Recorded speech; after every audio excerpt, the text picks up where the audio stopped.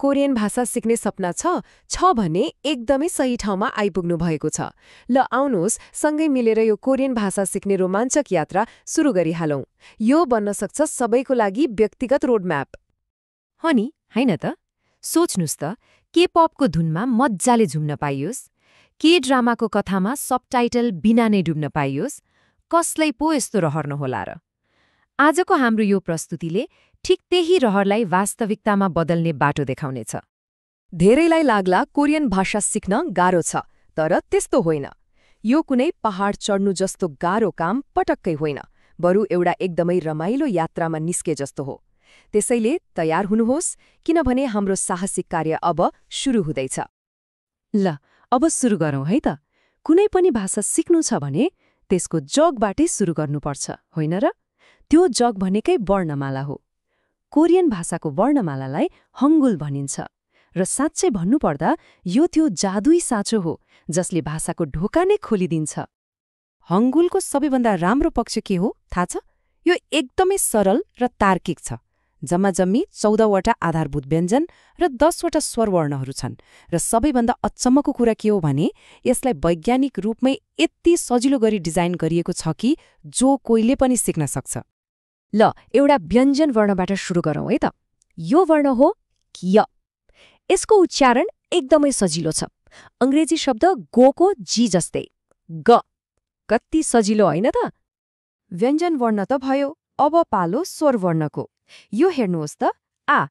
यसको उच्चारण आ जस्तो हुन्छ, जस्तै अंग्रेजी शब्द फादरमा ए को उच्चारण हुन्छ नि, हो त्यस्तै।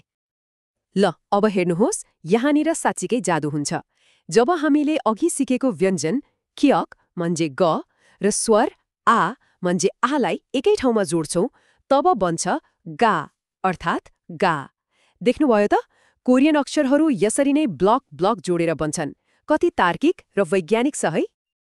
ल, अक्षरहरू जोड्न त सिकियो। अब वास्तविक संवादतिर लागौं न त।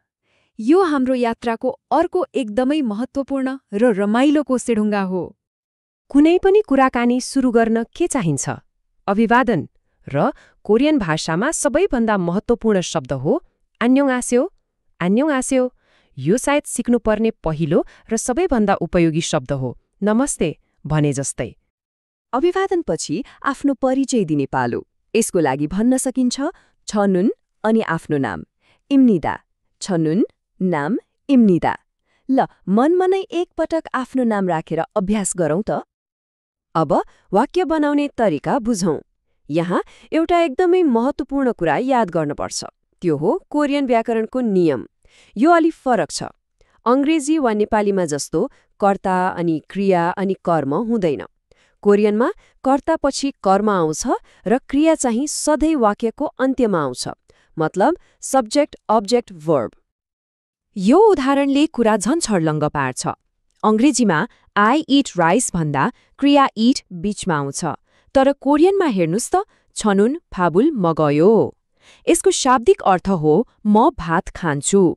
यहाँ खान्छु भन्ने क्रिया मतलब मगयो वाक्यको अन्तिममा आएको छ।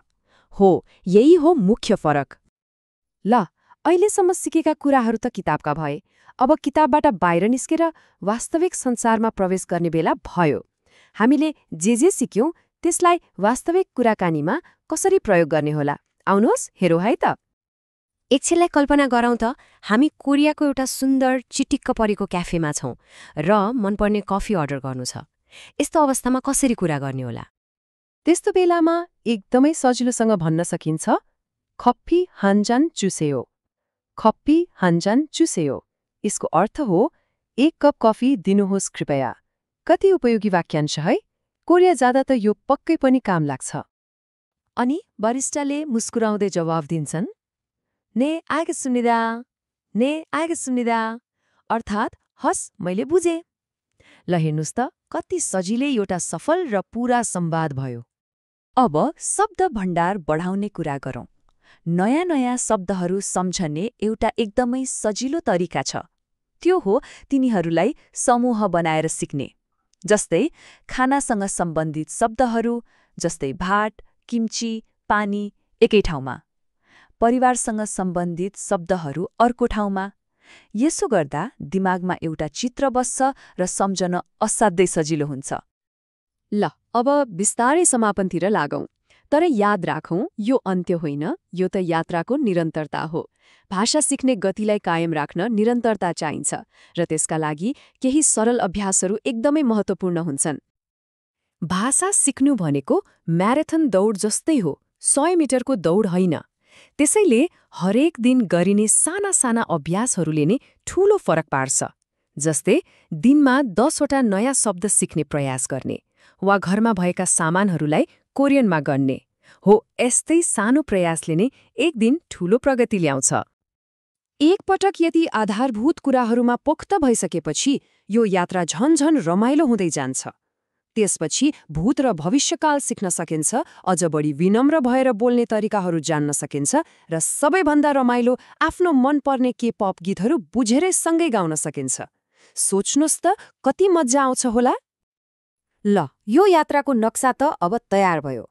पहिलो पाइला चाल्ने र यो भाषासँगको आफ्नो व्यक्तिगत साहसिक कार्य सुरु गर्ने कि नगर्ने, यो निर्णय अब आआफ्नो हो। एकपटक सोचौं त, यो यात्राले आखिर कुन नयाँ संसारको ढोका खोल्ला।